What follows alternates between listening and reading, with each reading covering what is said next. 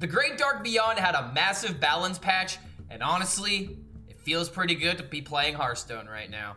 Let's go on and jump right into it because I cannot tell you how excited I am for today's episode. Oh my lord, there are a lot of decks that are playable. There's a lot of decks that are good, and there's a lot of newer archetypes that were completely ruined at the beginning of the expansion, but now actually feels so much better to play that I have 27 plus a bunch of other decks that I will be showcasing to you today. But I want to let you guys know that the decks that are actually in the list are not exactly every single meta deck that's gonna be possible. There's gonna be old decks like Pirate Shaman, Weapon Rogue, and a bunch of older archetypes that I will bring up as meta relevant decks that you could look up, but they're not going to be in the list because I've already talked about them. There's already videos that I've made about them. I want to show you guys the new side of this meta and the new cards that are playable because my god, there is a lot of changes. So let's go ahead and just jump right into it. I'm gonna show you guys what HSReplay and HSGuru say of the meta, and then I'm gonna show you guys 27 awesome decks ranging from the top legend decks, good decks to climb to legend, as well as some fun archetypes with cards that maybe you haven't thought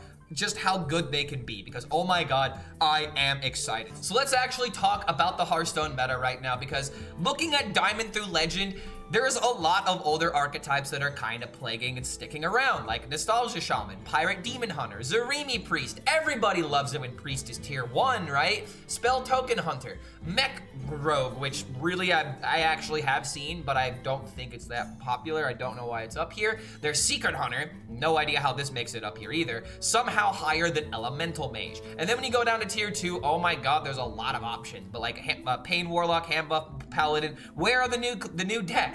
The new deck is finally Fishing Priest, which is kind of a new deck, but it's like an aggro version of like what Demon Hunter does, but for priests, so finally. Then there's the Weapon Rogue that I was talking about, Dungar Druid. Finally, another new deck, Trample Hunter, which we will talk about very specifically, that runs Ranger Gilly. But the kind of like the point that I'm trying to paint here is that Diamond through Legend, the best decks are the decks that we have seen a lot already, and once you start going down to tier 3, you start to see some of these other archetypes like Discover Hunter, Hand Warlock, Taunt Druid, for example. And then all the way at the bottom is Space Rogue. And I will give my hot take about Space Rogue here in a minute, because I believe what's going on is that a lot of people were trying out a bunch of unoptimized decks. I myself was trying unoptimized decks, and then when I found the perfect list, I found a deck I went 18-2 with. Above a 90% win rate with Space Rogue over 20 games. And I plan on boosting that number as high as I can during my streams over at twitch.tv/ClarkHellScream. So now that we've taken a look at what's going on through Diamond and Legend, let's take a bump up and see what happens at Legend, because unfortunately the stats really don't change all too much. I really don't understand how these Hunter decks are tier 1. This has to be, you know, just it destroying noob decks or something like that. I really don't understand how this archetype can be this good. If you want my opinion, I think Hunter is barely cracking tier 2 personally. But yeah, somehow Crewmate and Demon Hunter gets up in this list. Libram Paladin gets up here. Spellburst Rogue, we're starting to see some new archetypes actually start to thrive at this rank. And then at the top of the Legend ladder, we have Pirate Demon Hunter sitting at the only tier 1 deck because it's really popping off right now. And then we finally start to see some newer archetypes like Burn Shaman. We have Spellburst Rogue up here, as well as the other archetypes we already saw, like Fishing Priest, for example. But now that we've taken a look at what's going on in HSReplay, I think that HSGuru kind of paints a little bit of a different picture here. And one thing we're going to look at is popularity over the entire server, which is Libram Paladin, Dungar Druid, Starship Rogue, as well as Asteroid Shaman, which I can't believe this deck is so freaking popular. I will talk about my opinion on Asteroid Shaman at the very end of the video, because I don't like Asteroid Shaman. I'm saving it to the very last, man. I don't like it. But yeah, those are the most popular decks. There's still a lot of, like, you know, varying power level that is still very popular. Elemental Mage has gone down significantly, which is great to see. But now that we've taken a look at popularity, let's look at win rate, because oh my god, Shaman, dude. 4 different Shaman archetypes at varying popularities are the best deck in the game, and honestly, Pirate Shaman, Swarm Shaman, and Rainbow Shaman are all the exact same. They fill up the board, they play Bloodlust, they win the game. Jive Shaman, there's not enough data in order to figure out how good this is. There's probably just like a couple of people doing very well with the deck. It might be Nature Shaman, but I don't know. I guess we'll find out later once I find a deck for it. But then the typical, you know, offenders, you have Zarimi Priest, Zoo Hunter, Pirate Demon Hunter, Elemental Mage, Aggro Paladin making a comeback, and even Mech Rogue starting to put up some numbers, which is kind of insane in my opinion. Attack Demon Hunter actually has a 57% win rate, so boom, good aggro archetypes are available. But as you start going up from Legend into top Legend, the meta kind of changes around a little bit. Like, the thing about analyzing Diamond through Legend and then regular Legend is that you really don't see anything new. You maybe will see like a new archetype really start to emerge around this area, but you really don't start seeing new decks until you go into top 10k and top 1k. Case in point, there is more Zarimis at top 10k because they know how good this deck is. Pipsi Paladin actually making a somewhat of a comeback here with a 55% win rate, which is utterly insane without Comban, by the way. But then when we take a look at top 1k, the best decks with the most amount of popularity are going to be the Shaman decks we saw earlier. Discover Hunter rocking a 55% win rate at top 1k, which is insane, by the way. Incindius Rogue, Weapon Rogue, Fizzle Rogue. Fizzle Rogue actually having a 53% win rate at top Legend is kind of nutty in my opinion, and I do have a deck guide coming out with that here pretty soon. Elemental Mage, Zarimi Priest, Dungar Druid, Rainbow DK finally starting the beginning of the decks that are suboptimal. Libram Paladin still very popular, but barely cracking 49%. Starship Rogue goes up tremendously at top Legend to where it almost looks like a 50% win rate deck versus every other, Starship Rogue barely a 47%. It pops off massively at top Legend because people are playing the good deck and they are playing it well. Combo Rogue with Sonya spell damage combos and Asteroid Shaman are the popular decks that are seeing the worst win rate at top 1k Legend, which is why I usually don't say that Asteroid Shaman is good, because at top 1000 Legend, it just feels like a wet fart, because it is a wet fart. I don't like it. And now we're going to dive into the decks. What's new? What is seeing play? Shaman is still seeing play, but oh my god, the amount of variety in like the last like 5 cards in this deck is actually kind of insane, to where people are running Skirting Death now as a card because they have Horn of the Windlord as a very consistent win condition. And honestly, I still kind of like this plus Turn the Tides. You can put in Turn the Tides if you like the idea of supporting Golganeth, because the one thing about Golganeth in particular is that the only overload card that he draws is Jam Session. But sometimes if you put in the Turn the Tides, and it can screw up with the Cactus Cutter synergy. I just like the idea of Golganeth giving him support and giving him a reason to draw cards from the deck, because I love the idea of playing him for tempo and just drawing out my deck.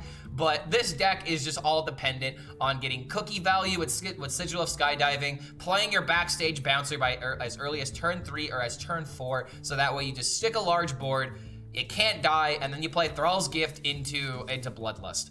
I find it absolutely hilarious that Lightning Bolt got cut out from this card entirely, and Bloodlust is just the go-to that everyone uses in the aggressive fashion. And honestly, I really do believe that Bloodlust is part of the reason why this deck feels so good, because it's just one of those cards to where it's just always gonna be good, and it's always gonna punish decks that need to clear every single board, especially if you're doing Bloodlust math. So Swarm Shaman is an archetype to where I don't really feel like this is gonna get nerfed, and if it does get nerfed, Bloodlust might be the card that's on the chopping block. I don't really know how this card is going to survive if there's 4 different archetypes of Shaman that are thriving because Bloodlust is good. And it's not just like, oh, these decks are okay. They're literally the best in the game. So I don't think we need any nerfs. I'm not going to be calling for any nerfs in this video, but I will be analyzing a few problematic cards that definitely carry the win rates. And I hate to say it, but Bloodlust, in typical, classic Shaman fashion, Bloodlust just a good card.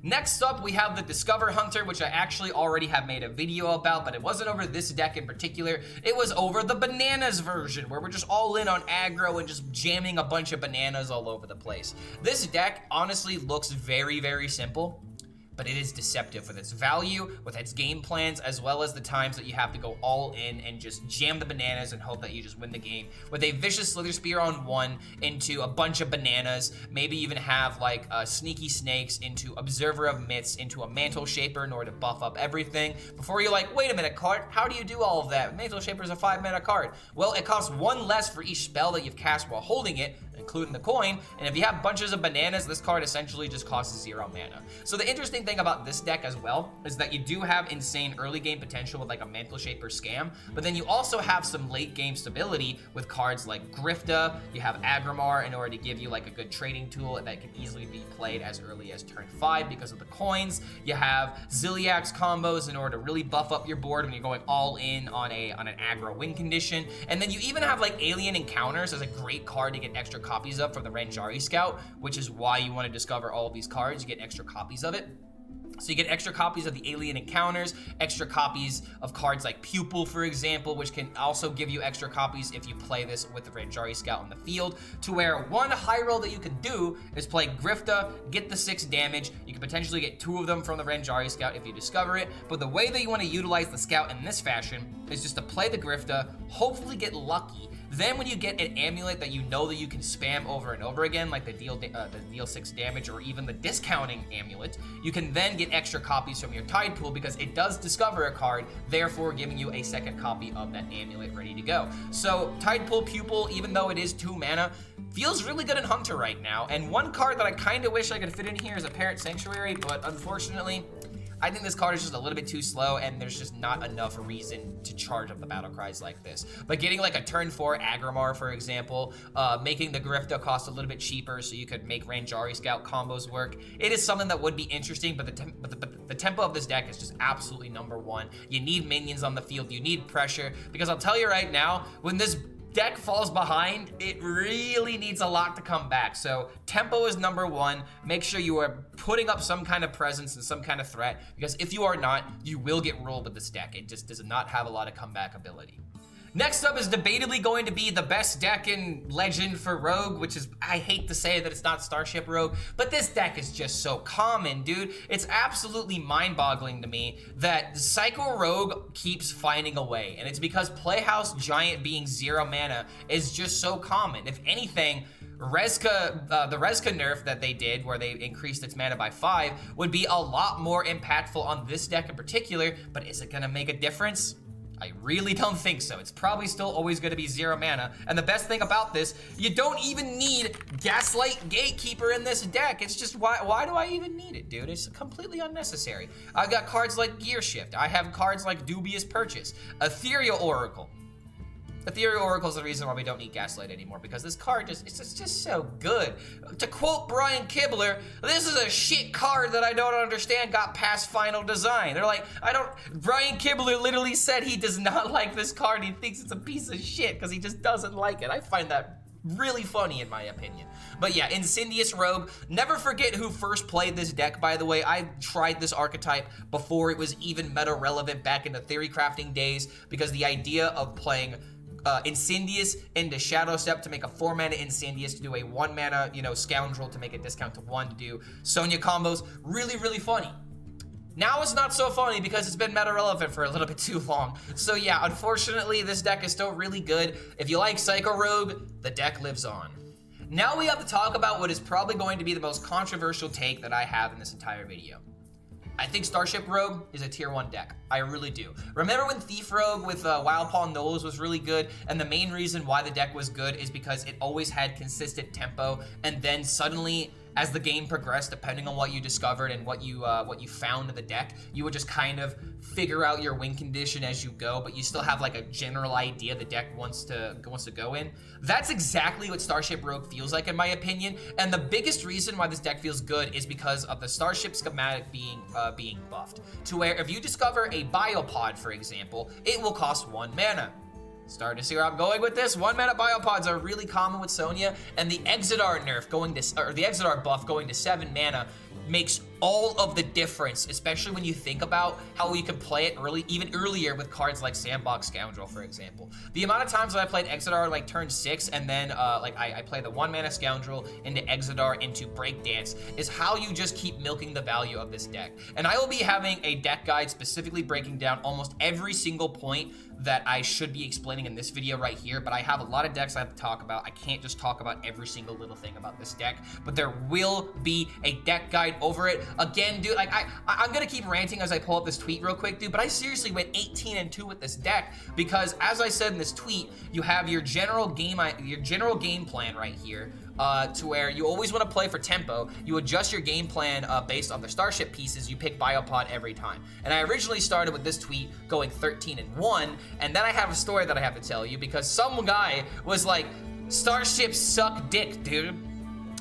And then I proceeded to go 18-2, currently sitting at almost top 500 legend with the deck. This is my favorite version of the deck because guess what? If someone says Starship Rogue sucks, I'm gonna take that personally because this deck is good. It's a very broken deck. You just need to know how to play it and you have to understand what the concept of tempo is. So we will be talking about this deck more in depth, but I just had to share you guys that I had an insane win rate with this deck. Again, 18-2 with Starship Rogue. You cannot tell me it's bad. You're bad, okay? I'm not bad. This deck isn't bad. You're bad if you think Starship Rogue is bad, all right? Now let's move on. And next up, we have Pain Priest. Isn't every priest Pain Priest? But yeah, this deck is all in on just trying to go for the aggro archetype. And honestly, the only reason why I'm even showcasing this deck is because I wanted to show off the Sauna card because I saw a couple of lists running this with all the cards that deal damage to yourself. But take a look. It's not in the deck anymore. This is just a tempo priest that is trying to build up the biggest board possible. And I actually find it hilarious that Funnel Cake, even though I thought this was a completely unjustified nerf, that they ended up hitting this card pretty hard. Like, I think that the way they needed to change Funnel Cake was just make it to where it restores 3 health to friendly neighbors, to friendly minions, so that way Druid couldn't discount this card and then get a free, gain 3 mana from it, with cards like Lifebinder's Gift and whatnot. So Funnel Cake is just one of those cards that I didn't really think need to be nerfed, because one thing that kind of sucks is that the fact that Pip is pretty useless now. I have no ulterior motives for wanting this card to be good, I promise. But yeah, Funnel Cake actually feels like a still pretty decent card, because you have cards like Dreamboat, you have cards like Hidden Gem in order to keep everything buffed up to full HP, to where Funnel Cake will just act as a gain 1 mana card as you are also drawing your deck. So even though Funnel Cake did get nerfed, it still is a gain 1 mana card that does synergize with cards like Crimson Clergy and does enable cards like Dreamboat, so that way you can just make the biggest board possible. And that's really all this deck is trying to do. I think that like Chilling Vulgin combos are probably going to be its bread and butter to kind of like get a lethal out of nowhere, especially with cards like Acupuncture. You also have them, dealing 5 damage because of Ethereal Oracle. Do I think this deck is like insanely good? I don't think so, but for some reason, the stats keep saying that this deck is very good, so maybe I'm gonna have to give it a try. I just have to say that I find it kind of sad that this deck actually doesn't even play this card whatsoever. I feel like an Anchorite deck could still be very good, but maybe like a Crazed Alchemist combo. We already talked about this deck a little bit, but it is kind of sad to me that like all the Overheal stuff is in this deck, and Anchorite doesn't find a way. It's just kind of sad. Next up is Elemental Mage. It didn't change, really. It's pretty much the exact same deck. I mean, Lamplighter just prevents the deck from being a stupid aggro deck that turns into a stupid OTK deck consistently. And I find it hilarious that this card got completely shafted the way that it did. But there are some circumstances to where this card being the way that it is and dealing 4 damage is not even that bad, because there are kind of some rogue combos that you could do with this. And the best part about it is if you want to do any kind of rogue combos, you could just set it up the turn before and then do it, versus like, ooh, I got to keep playing elementals over and over and over and over again. Obviously, we're talking about rogue in terms of that being funny, but for mage, this is just a solid mid-game card. It's not even like terrible, but just compared to what it used to do, it definitely is bad. But yeah, Elemental Mage is still absolutely fine. It's a deck to where you're probably gonna have to play a lot of games in order to get above that 50% threshold. Not because the deck is bad, but because it's an aggro deck. If you knock it off its high horse, if you don't have the high roll of the Saroon into the Surger with spell damage into your Flare combo, then sometimes this deck will just lose some matchups because you don't have enough damage to deal with some of the armor archetypes that you will experience. So yeah, Elemental Mage, still an absolute fine deck to climb up to Legend, but once you reach Legend with it, it's probably time to let it go. Next up in the good decks is Dungar Druid, and the thing that's really annoying about this deck is that we run Kill Jaden and it never gets pulled from the Dungar. I have seen so many people play this deck, and I have yet to see this happen where Kill Jaden gets brought out from the deck, because essentially this is just exactly what Dungar Druid would do. You play Dungar as quickly as possible by ramping up with cards like Crystal Cluster, New Heights, as well as Trail Mix. You usually want to play your Trail Mix as early as possible to enable the Dungar playable with 9 mana. So you can't just play this card on turn 2 and just be like, ooh, I did my job. You want to play this card when you have 6 mana, 7 mana with like an Innervate in hand, so that way you can play the Dungar as quickly as possible. So you play out your Ziliax, your Ceaseless Expanse, your Yogg, your ENR. You just figure out what the card pulls, and then you just kind of work with it from there. But the Stargazer as well as the Splitting Space Rock are actually absolutely perfect cards for this deck, and that's why this archetype is becoming popular again, because Thunderbringer actually has a decent elemental that it wants to bring out from the deck. You're not just be playing glowstones anymore, because they're the only elemental that Druid has. Now you have a solid amount of stats that'll keep pressuring onto the board over and over and over again. And that's just what this deck does. It just keeps doing things. And when you think that it's dead, it doesn't die. And then it plays Kill Jaded, and you're like, wait a minute, this has infinite value. What is going on here? So yeah, this deck feels like it should be bad, but it is probably the best Druid deck in the game right now, and it is kind of sad that it's just essentially Master Oakheart, Travel Dungar, you know, Skamaz with my 9 mana card as quickly as I can. So yeah, if you want to play Druid right now, you're pretty much either playing this or you're playing the Starship Taunt deck. If you want Aggro Druid, it's pretty much non-existent right now. And the last archetype that I will talk about as being the best decks at Top Legend is going to be Libram Paladin. But I have 2 different decks that I want to show you, and I believe I just recently posted a video talking about Libram Paladin. If it hasn't already hit the channel already, it will be hitting the channel very soon. But this is a new version of the deck that has emerged that I kind of talked about a little bit, but I wanted to showcase this version first because it might be the best version of Libram Paladin playable right now. And if you are a Sunsapper Lanessa fan, you're going to love this deck because it utilizes all the particular things that Pipsi Paladin love to spam. You know, playing a bunch of O managers, playing a bunch of glow sticks. The only difference between this deck and Pipsi Paladin is the fact that Ethereal Oracle has always been here from the very beginning with this particular build. Ethereal Oracle absolutely busted on being able to draw these cards to where if you have this card stick, and it's very easy to stick it with cards like Libram Divinity, you can easily play another Libram Divinity after you play your Lanessa, buff this card up a bunch, play your own managers, play your glow sticks. The damage of this deck is honestly kind of absurd when you really sit back and think about it. But yeah, I feel like if this gets out of hand, Lanessa actually might get nerfed one of these days. And I don't know, maybe they just make it 6 mana, maybe they just buff it up a little bit. But I don't really want to think about a Lanessa nerf right now because she's my favorite tourist. She's my life. She's my light. She literally saps the light away from me. She is my light, guys. You don't understand. If you saw us behind closed doors, you would really get it. But yeah, Libram Paladin is looking like a Lanessa deck with extra steps because it is all about the Interstellar Star Slicer. If you guys are wondering why the other Librams don't make it into this deck, it's a very simple explanation. This card doesn't really discount a whole lot. Like, it discounts by 1, and the thresholds that you have are all even costs. So it's like, the only advantage to playing this would be if you had Weapon on 3 into Wayfarer on 4, so that way you could play Libram of Clarity for 0 mana. I don't like the idea of putting this card in the deck because it just feels really slow. And another thing that's kind of sad, even though I have Signature URL, it doesn't find its way into this deck.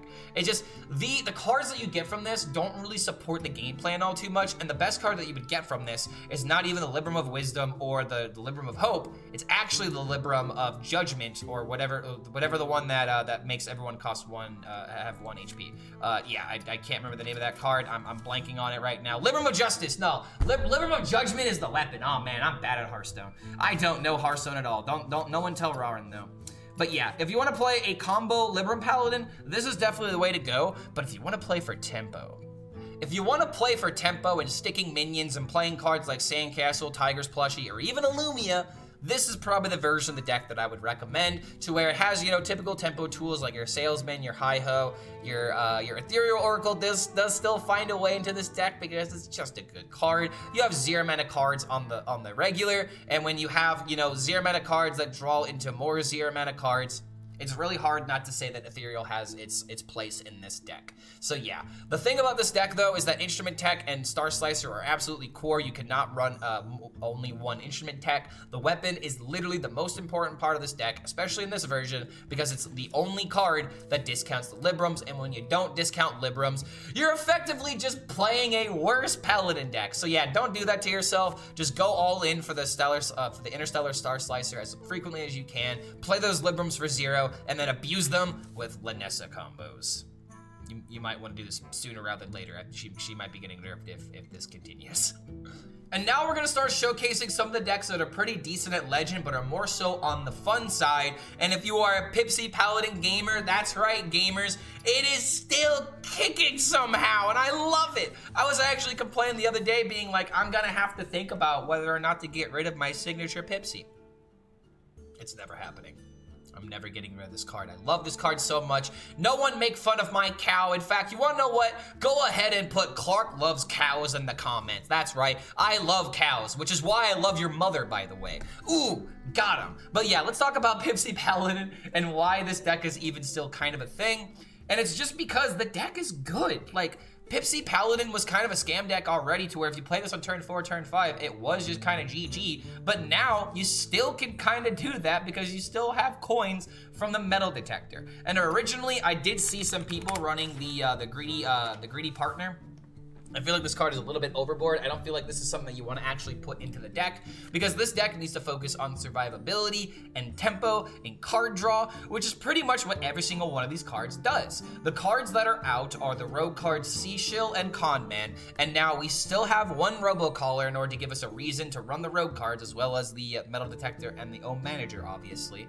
But the other cards that find its way into this list are a second copy of Horn of the Windlord, a Jitterbug, which is kind of interesting, as well as Ceaseless Expanse. So what I imagine this deck is trying to do with these new cards is that Ceaseless Expanse obviously is a removal, you know, you want to clear the board.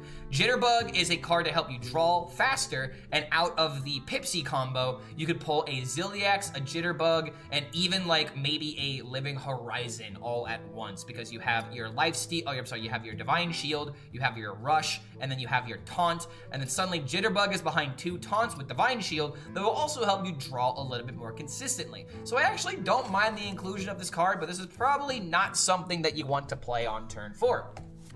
So with that out of the way, I think that Pipsi Paladin might still be a good deck. I have not tested it yet, but you're damn right that I'm gonna give it a few games to see just how good it is. And that's kind of the issue with this balance patch right now.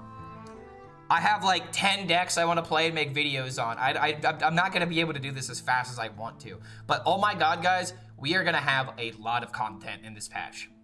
Next up is an archetype I really don't want to spend too much time talking about, because I'm really not that much of an aggro Demon Hunter fan. But oh my god, look at this deck. What? 1, 2, 3, 4, 5, 6, 7, 8 legendaries in an aggro deck, so many one-of copies, with 1 copy of Dangerous Cliff, 1 copy of South Sea Captain, 1 copy of Hot Coals, 1 copy of Quick Pick. I have no idea what's going on with this deck, and I'm more so just showing it to you because I thought it was particularly funny. But aggro Demon Hunter seems to be getting a lot of attention right now in a lot of different ways, to where there's like Attack Demon Hunter, which I didn't find a good list for. I don't think I have it in this video, but regardless, I have a lot of really interesting decks that I still need to find the perfect 30 of. But this is just one of the decks that I had to showcase because Pirate Demon Hunter looks weird as hell. There's just no other way to put it. But yeah, if you're someone that loves going unga bunga face, play some aggro Demon Hunter. Apparently it's really good right now.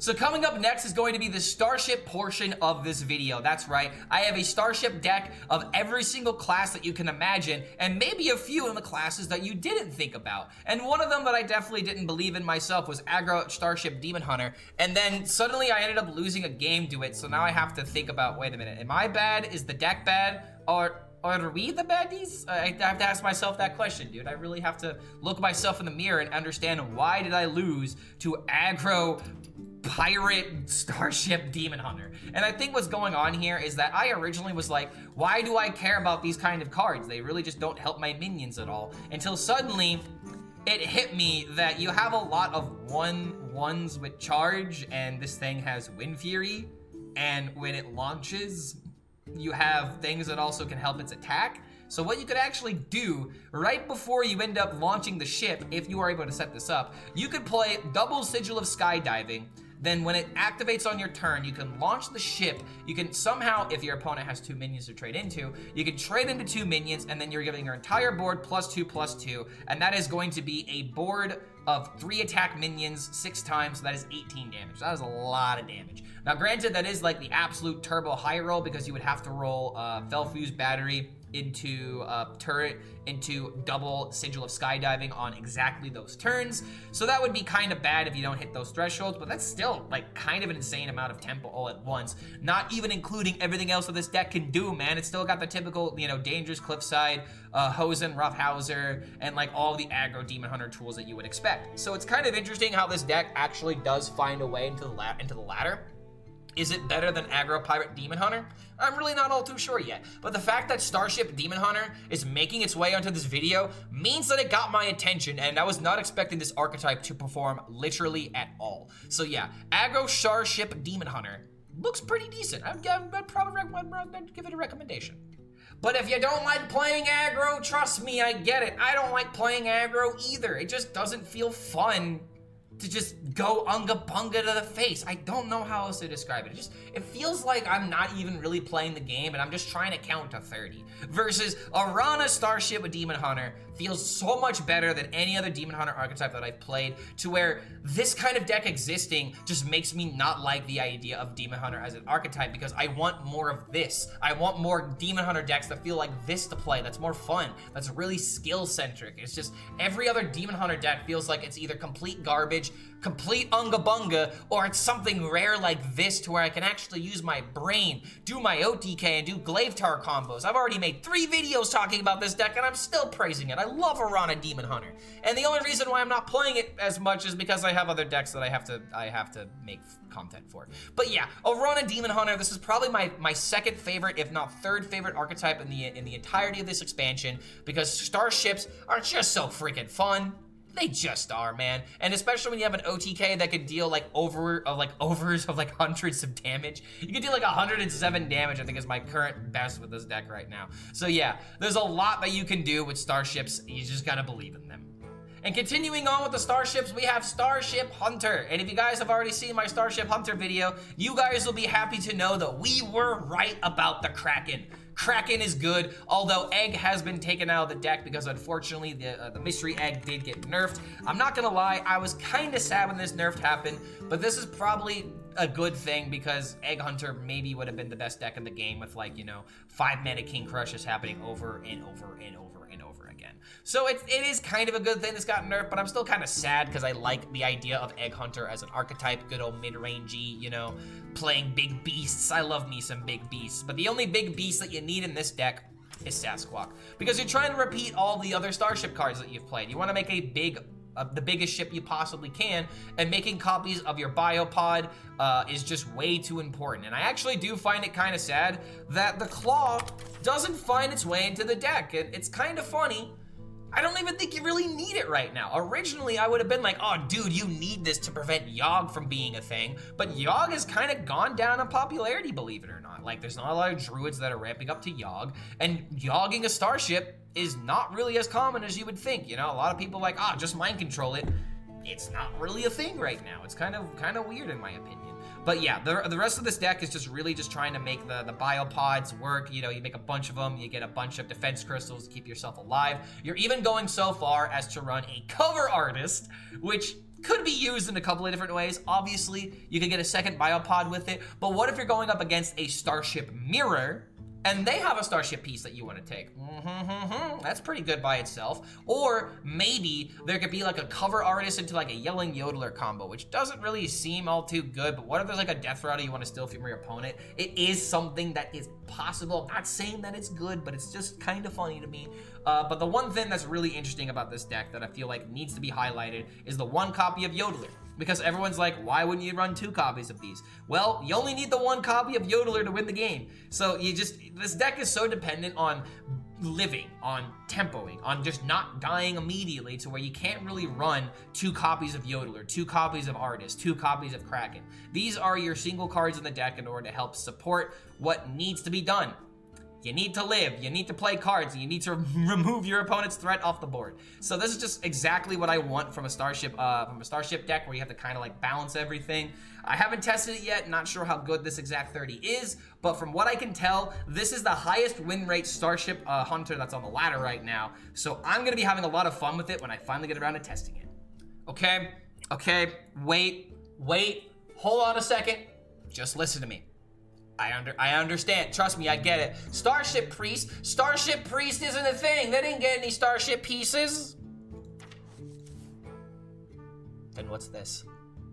What's this card right here? Oh, wait a minute. I can copy it with Power Chord Synchronize, Creation Protocol, Rest in Peace, Shattered Reflections. Can I interest you in a Rodden? Maybe Amanthul copies, and if that doesn't interest you, what about Lesser Diamond Spellstone? I didn't even know that Spellstones were still in the game, dude.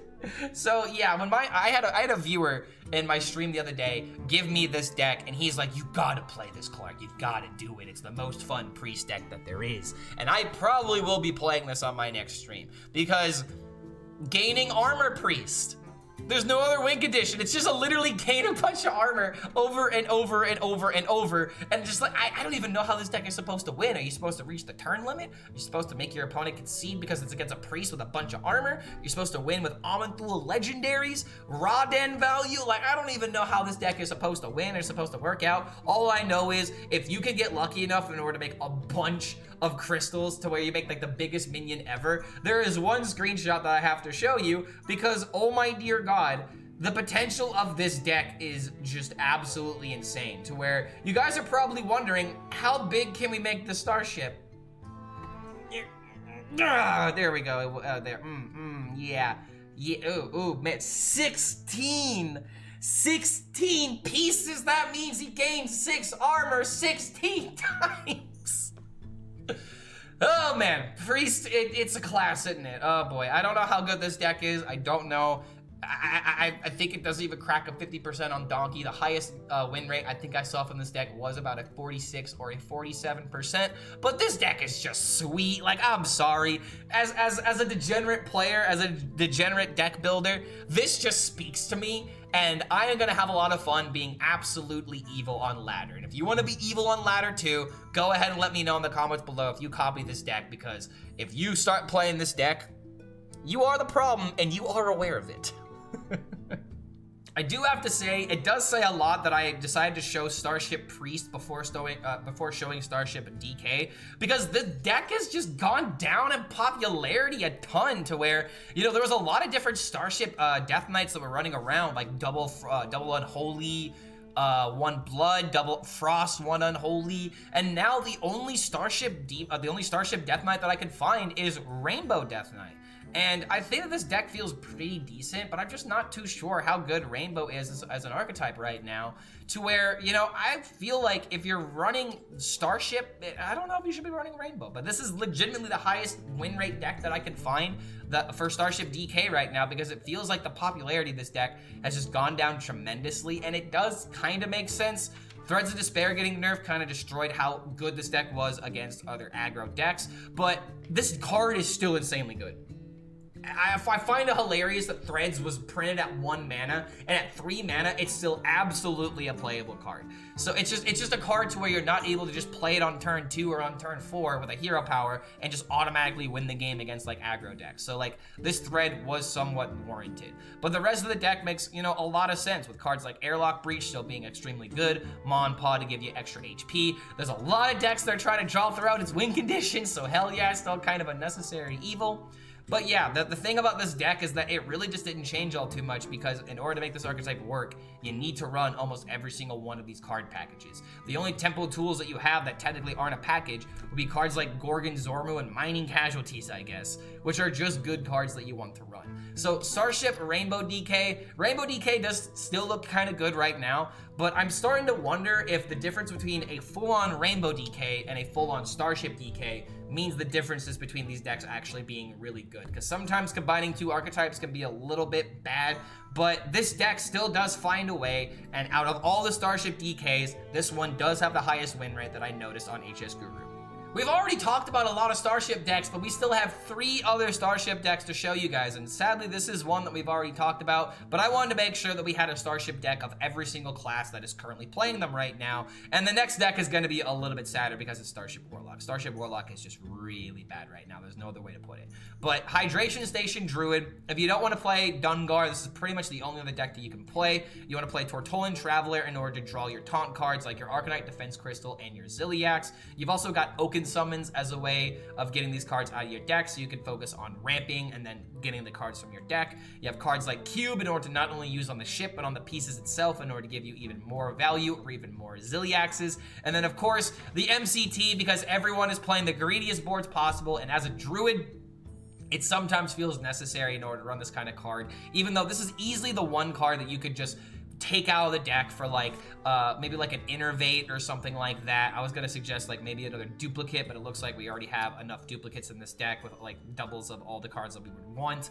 So yeah, if you want to run Mind Control Attack, that's absolutely up to you, but if you want to run it for like an Innervate or something like that, you could absolutely get away with that. But the rest of the deck is pretty self-explanatory, as we've seen with Taunt Druid so far. Kill Jaden as your win condition after you gain a bunch of armor. Hydration Stations in order to lock out aggro with cards like Zilliax and the Starship piece. And then you have your Oh Shit button with cards like Yogg and Ceaseless Expanse in order to try and reset the board after your opponent does something dumb.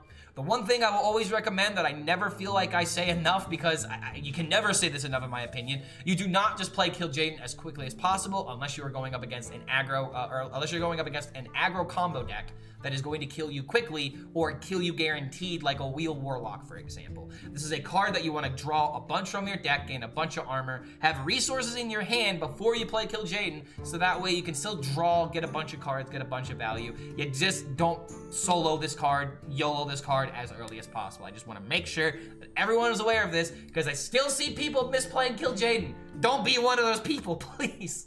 And now I just have a really sad analysis that I have to give, because the worst thing about the Starship mechanic are the Warlock cards. The Warlock cards, like, I'm sorry, but the fact that Warlock can get OTK'd so easily, Fellfire Thruster with lifesteal just really doesn't matter. And that was kind of the idea of this deck, is that it felt like maybe you could play Starships in like a control Warlock that wants to sustain itself. You have a card that could be pretty decent in the early game in order to remove like smaller minions. You have your lifesteal card you can just play on turn 2 in order to threaten the board and then also put into the Starship. So that way when you launch the ship and then play a spell, the Fell Thrusters will kill minions and give you lifesteal. And then you also have a minion that could potentially, when it dies, gives you some armor. So it's just like, why doesn't this deck work? Because it doesn't complement the only good deck that Warlock has right now, which is Wheel Warlock. Wheel Warlock is just the way to go, and you don't need Starships in order to perform with this deck, because this deck really just is either play Wheel against slow decks, or just Loken with Forge of Wills and have 2 chances at 15-15. Like, you see what I'm kind of talking about here? Like, Warlock, Manu cards, they just do not hit for the class, like, whatsoever. This card is busted in Wild, but it's absolutely garbage in Standard. This card is garbage in every single format. Random Demons, let's try again. Let's see, more Random Demons. Okay, let's try again. A very conditional combo card that doesn't have enough shadow spells in order to really make it good. This card is probably gonna be busted in the future, though, in my opinion. Bad Omen, literally the worst Starship card. What can I say? This just is the worst Starship card, and it's not even close. Archibald, again, Random Demons, and then Twisting Nether, but worse. What is Warlock trying to do? Because I can't figure it out. What is Warlock trying to do with this expansion? It is so dependent on Wheel being a good card. It's so dependent on Symphony of Sins, Popgar, and Forge of Wills, dude. Like, this is the only thing that's really carrying Warlock right now. Even the AoE. Defile is a one-of in this deck. Like, cards like Domino Effect and Defile are still really good, but the reason for playing Control Warlock is just not there. And I find it particularly sad because Sarg is finally a playable card now that Reno's not in the meta anymore, but Warlock is not meta itself. So it's just like, it really does feel like the worst class in the game, in my opinion. I know HSReplay says that Warrior is the worst class in the game, but I really feel like there's nothing. There is no glue holding Warlock together, and unless they get something insane in the mini set, I really don't imagine this changing. It's a Starship Rogue, Starship Warlock is the worst Starship class, not because Starship Warlock is bad, but because Warlock itself is bad. It's terrible right now. Oh my god, we have so many decks to talk about. I don't even know if I'm going to be able to keep this under an hour, because now we have to talk about the infinite decks. That's right, Starship Warrior, baby! It's not really a Starship Warrior, it's an Armor Warrior, because you can't even argue like the Priest deck. The Priest deck is focusing on just making as many pieces as possible. The Starship is just part of this deck in order to do an infinite combo and keep yourself alive. What is that infinite combo? You want to play Fizzle, and then you want to Fizzle specifically Zola, as well as the Ceaseless Expanse, and maybe even like a Hydration Station. You can keep like another card within the Fizzle, but you want to do an infinite Fizzle Zola combo with Ceaseless Expanse, so that way you can keep removing the board over and over and over again. Depending on how exactly you want to support this deck, you could obviously get a bunch of Hydration Stations. You could do a bunch of like Sanitizes or something like that, an armor card. Sanitize probably isn't a card that you want to keep putting in the Fizzle over and over again, because it would kill your 15/15, but that is the general idea of this deck. You are trying to do some kind of infinite combo, so that way if you're up against a control deck, you just outvalue them. You can have a bunch of minions that get summoned over and over again, to where if they don't run the Fizzle Zola package, you have the potential to outvalue literally any deck in the game right now. No Hands has pretty much been playing this deck exclusively for the past 2.5 days. I have played this deck myself, and there will be videos coming out about it. We just have to get them edited. We just have to get them edited. Wow, whoa, what was edited? What the hell was that? But yeah, that's what this deck is trying to do. Cards like New Heights help you enable the win condition of having a bunch of armor. And there was one screenshot in particular that, oh man, I'm gonna have to pull it out now. Before any of you ask, this is a real screenshot. Bro, what the fuck, Hearthstone? 1600 armor, 81 mana, what even is the game anymore? Like, this is not the exact same deck because it's running pigs, but like, what is going on here? Top 30, like, it's 81 mana, 81 mana, dude, like, what is even Hearthstone anymore? You have more mana than the Druid. It's just absolutely crazy. Also, why does the Druid have a 42/42? There's so many questions. So many questions that I don't have the answer to. But he did win the game after all that was said and done. So yeah, Value Druid can't deal with this. The Value Warrior probably can't deal with this. Yeah, if you know what you're doing, you can't possibly lose with this deck. So we'll have a video coming out about this deck here in a second, but here, this is something else that I have to say. This is not the only infinite deck in Hearthstone. Because there is Infinite Rogue, and if you guys remember at the beginning of this video when I was going over the meta decks, Infinite Fizzle Rogue, or Fizzle Rogue is what it was called on HS grew, and it had above a 50% at top legend. Oh boy. So what is this deck trying to do? Very similar to the Zola Fizzle idea. You are doing the exact same thing, except you are playing Fizzle into Shadow Step into Ceaseless Expanse, and you want to try and have like a giant, a Speaker Stomper, or some other card in hand, maybe like a Stick Up or something, so that way every single time that you activate the Snapshot, you are getting more than just Ceaseless Expanse. Obviously, you want to play this card over and over and over again, but depending on how much you are being pressured down by your opponent, if you're just playing a 15/15 every turn, your opponent could just play like a Taunt or like one card to get in the way. So like, yes, you do need to get the Ceaseless Expanse and this infinite combo, but you really need something else to support it, like another 8/8. A tax card, for example. Stick Up is actually a fantastic card in this deck, and we have one video in particular that'll be really funny when we can get it posted.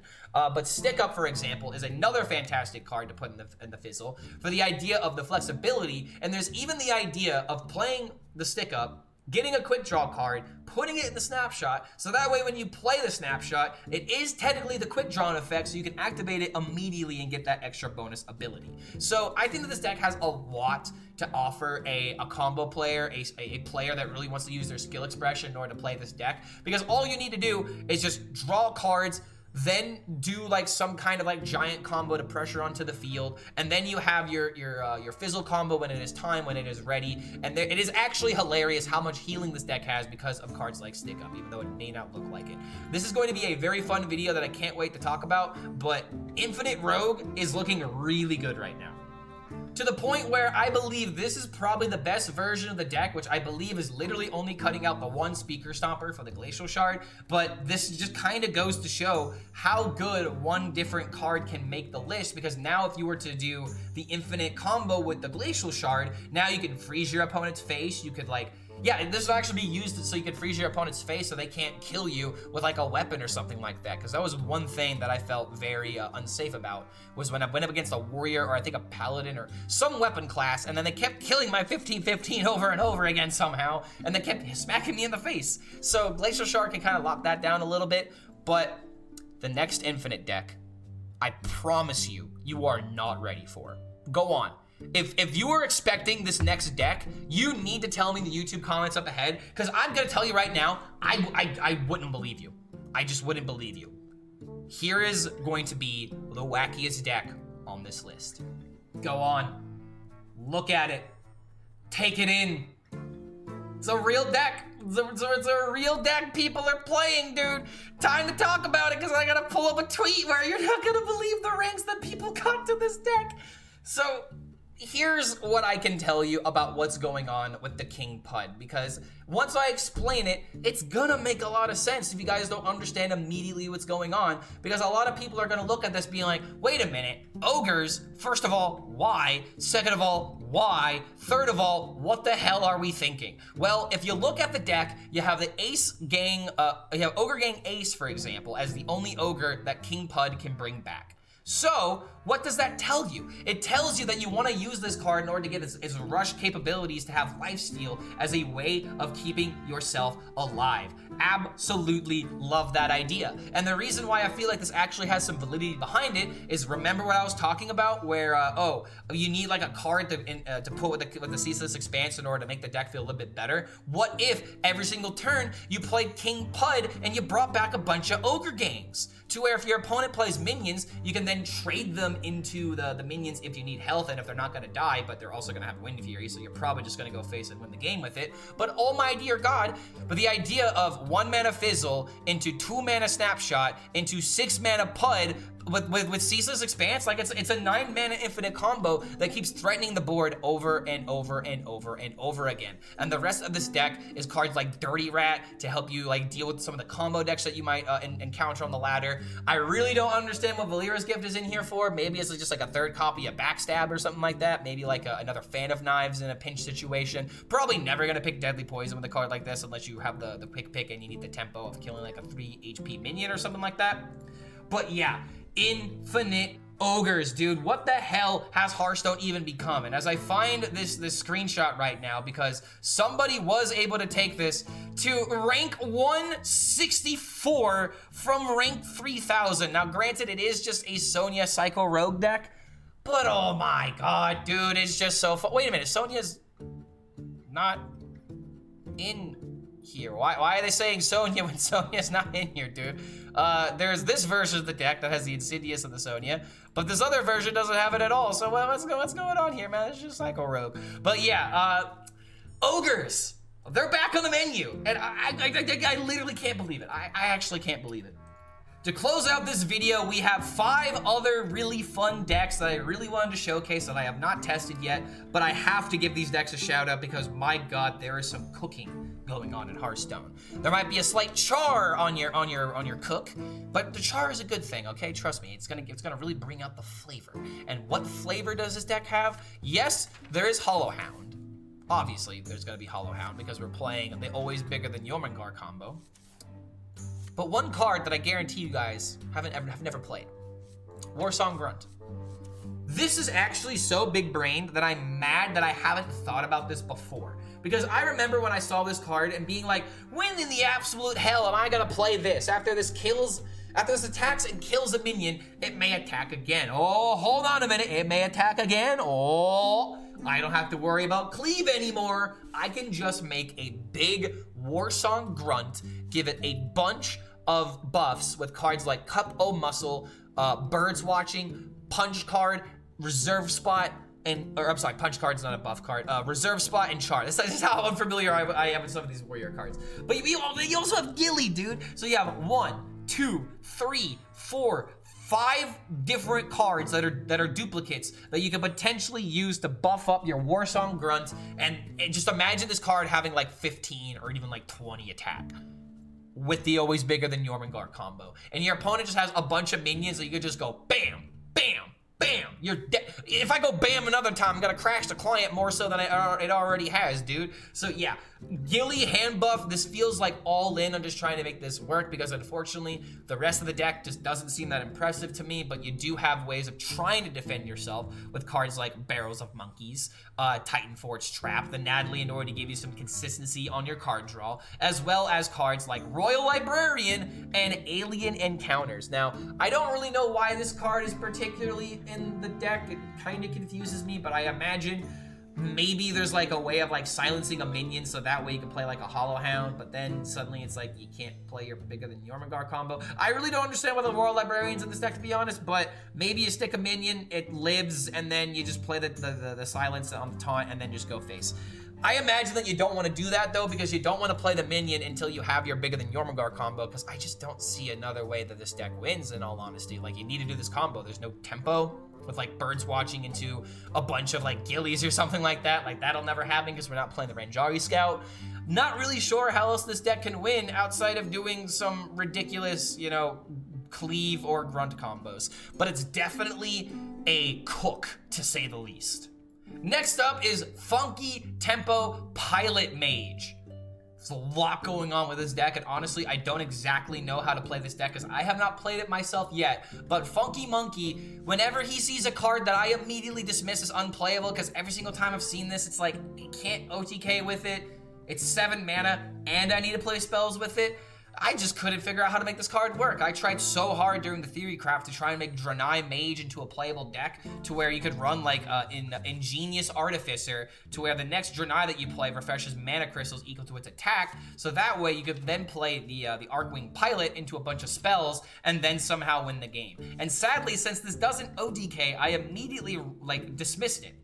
But this is the difference between Funky Monkey and I, and this is why I love shouting him out as a creator, because when others, like myself, say this card is unplayable, he will figure out a way to make it playable. So he decided to put this deck into a Tempo Mage that is not trying to do the OTK as its main win condition. Its main win condition is just storming the board and playing small spells for value. So like the idea of getting coins with Greedy Partner, using the new nerfed Seabreeze Chalice in order to deal damage onto the board, feels like a pretty good way of utilizing this card in this particular deck, because you actually want it to hit the minions. You don't want it to go face. You want to take your opponent off the board.